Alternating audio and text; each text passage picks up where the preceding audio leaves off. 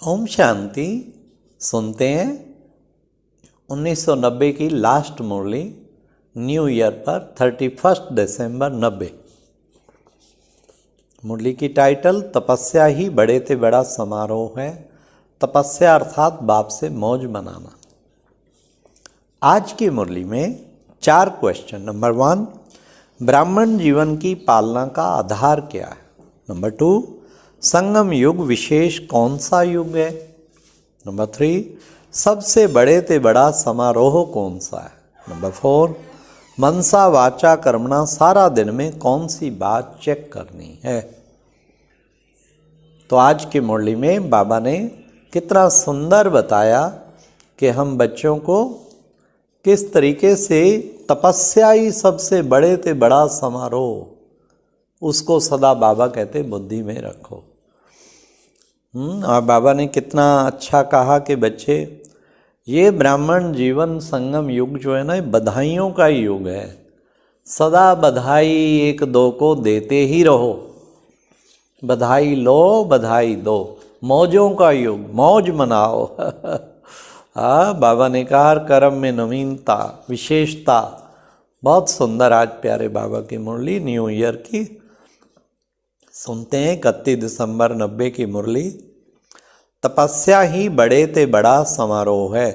तपस्या अर्थात बाप से मौज मनाना। आज बाप दादा चारों ओर के सर्व नए नॉलेज द्वारा हर समय नई जीवन, नई वृत्ति, नई दृष्टि और नई सृष्टि अनुभव करने वाले बच्चों को मोहब्बत की मुबारक दे रहे हैं। वाह! इस समय चारों ओर के बच्चे अपने दिल रूपी दूरदर्शन द्वारा वर्तमान समय के दिव्य दृश्य को देख रहे हैं। सभी का एक ही संकल्प दूर होते समीप करने का है। बाप दादा भी सभी बच्चों को देख रहे हैं। सभी के नए उमंग उत्साह के दिल के मुबारकों की साज सुन रहे हैं। सभी के वैरायटी स्नेह भरे साज बहुत सुंदर हैं, इसलिए सभी को साथ साथ रिटर्न रेस्पॉन्ड कर रहे हैं। नए वर्ष की नए उमंग उत्साह की हर समय अपने में दिव्यता लाने की सदा की मुबारक हो। सिर्फ आज नए वर्ष के कारण मुबारक नहीं, लेकिन अविनाशी बाप की अविनाशी प्रीत निभाने वाले बच्चों प्रति संगम युग की हर घड़ी जीवन में नवीनता लाने वाली है। इसलिए हर घड़ी अविनाशी बाप की अविनाशी मुबारकें हैं। बाप दादा की विशेष खुशियों भरी बधाइयों से ही सर्व ब्राह्मण वृद्धि को प्राप्त कर रहे हैं। ब्राह्मण जीवन की पालना का आधार बधाइयाँ। बधाइयों की खुशी से ही आगे बढ़ते जा रहे हो। बाप के स्वरूप में हर समय बधाइयाँ,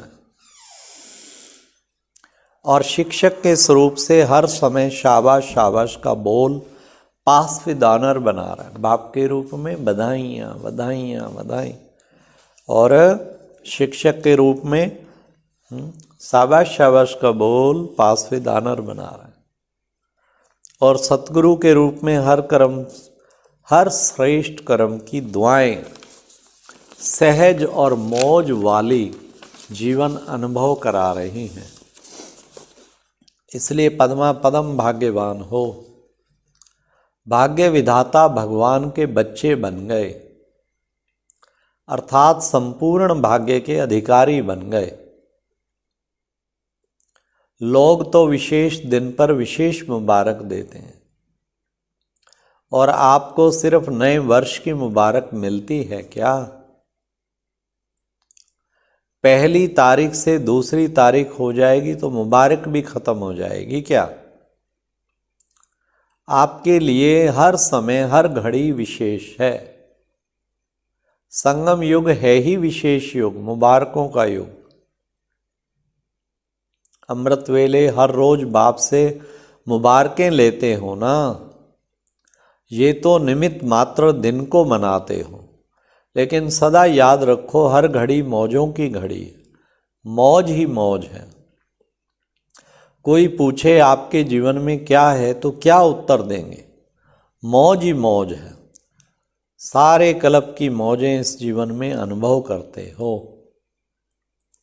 क्योंकि बाप से मिलन की मौजों का अनुभव सारे कल्प के राज्य अधिकारी और पूज्य अधिकारी दोनों का अनुभव कराते हैं। पूज्यपन की मौज और राज्य करने की मौज दोनों का नॉलेज है ना, इसलिए मौज अब है। अच्छा, इस वर्ष क्या करेंगे? नवीनता करेंगे ना। इस वर्ष को समारोह वर्ष मनाना। सोच रहे हो तपस्या करनी है या समारोह मनाना है? तपस्या ही बड़े से बड़ा समारोह है, क्योंकि हठ योग तो करना नहीं है। तपस्या अर्थात बाप से मौज मनाना। मिलन की मौज, सर्व प्राप्तियों की मौज, समीपता के अनुभव की मौज, समान स्थिति की मौज। 4 मौजें बाबा ने बताई। कौन सी? मिलन की मौज, सर्व प्राप्तियों की मौज, समीपता के अनुभव की मौज, समान स्थिति की मौज। तो ये समारोह हुआ ना। सेवा के बड़े बड़े समारोह नहीं करेंगे, लेकिन तपस्या का वातावरण वाणी के समारोह से भी ज़्यादा आत्माओं को बाप की तरफ आकर्षित करेगा।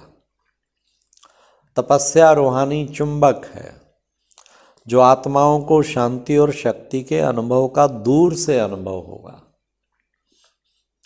तो अपने में क्या नवीनता लाएंगे? नवीनता ही सबको प्रिय लगती है ना। तो सदैव अपने को चेक करो कि आज के दिन मनसा अर्थात स्वयं के संकल्प शक्ति में विशेष क्या विशेषता लाई। अन्य आत्माओं के प्रति मनसा सेवा अर्थात शुभ भावना, शुभ कामना की विधि द्वारा कितना वृद्धि को प्राप्त किया,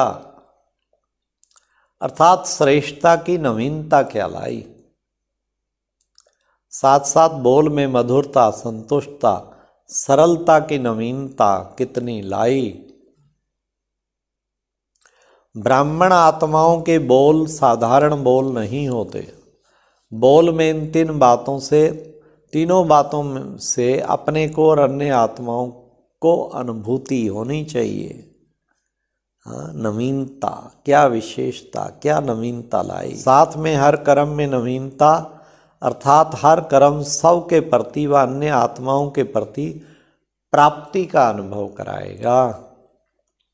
कर्म का प्रत्यक्ष फल व भविष्य जमा का फल अनुभव हो।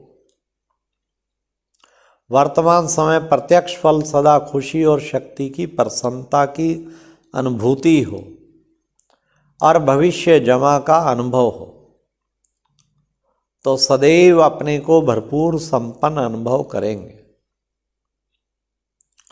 कर्म रूपी बीज प्राप्ति के वृक्ष से भरपूर हो, खाली नहीं हो। भरपूर आत्मा का नेचुरल नशा अलौकिक होता है। तो ऐसे नवीनता के कर्म किए, साथ में संबंध संपर्क, इसमें नवीनता क्या लानी है। इस वर्ष दाता के बच्चे मास्टर दाता इस स्मृति स्वरूप में अनुभव करो। चाहे ब्राह्मण आत्मा हो, चाहे साधारण आत्मा हो, लेकिन जिसके भी संबंध संपर्क में आओ, उन आत्माओं को मास्टर दाता द्वारा प्राप्ति का अनुभव हो। चाहे हिम्मत मिले, चाहे उल्लास उत्साह मिले, चाहे शांति व शक्ति मिले, सहज विधि मिले, खुशी मिले, अनुभव की वृद्धि की अनुभूति हो। हर एक को कुछ ना कुछ देना है, लेना नहीं है, देना है। देना में लेना समाया हुआ है, लेकिन मुझ आत्मा को मास्टर दाता बनना है। इसी प्रमाण अपने स्वभाव संस्कार में बाप समान की नवीनता लानी है। मेरा स्वभाव नहीं, जो बाप का स्वभाव सो मेरा स्वभाव। जो ब्रह्मा के संस्कार वो ब्राह्मणों के संस्कार। ऐसे हर रोज अपने में नवीनता लाते हुए नए संसार की स्थापना स्वतः ही हो जाएगी। तो समझा, नए वर्ष में क्या करेंगे? जो बीत चुका तो बीते वर्ष का समाप्ति समारोह मनाना, और वर्तमान का समानता और समीपता का समारोह मनाना, और भविष्य का सदा सफलता का समारोह मनाना। समारोह वर्ष मनाते उड़ते रहना। डबल विदेशी मौजों में रहना पसंद करते हैं ना तो मौजों के लिए 2 बोल याद रखना। क्या? एक डाट और दूसरा नॉट। नॉट किसको करना है यह तो जानते हो ना। माया को नॉट अलाउ। नॉट करना आता है कि थोड़ा थोड़ा अलाउ करेंगे। डॉट लगा दी तो नॉट हो जाएगा, डबल नशा है ना। भारतवासी क्या करेंगे? भारत महान देश है, ये आजकल का स्लोगन है, और भारत की महान आत्माएं महात्माएं गाई हुई है। तो भारत महान अर्थात भारतवासी महान आत्माएं। तो हर समय अपनी महानता से भारत महान आत्माओं को स्थान, देव आत्माओं का स्थान साकार रूप में बनाएंगे। चित्र समाप्त हो, चैतन्य देव आत्माओं का स्थान सभी को दिखाएंगे। तो डबल विदेशी और भारत निवासी नहीं, दोनों ही अभी मधुबन निवासी हो। अच्छा, ये एक प्रेरणादायक वीडियो है, जरूर देखें, कोई भी मिस ना करे।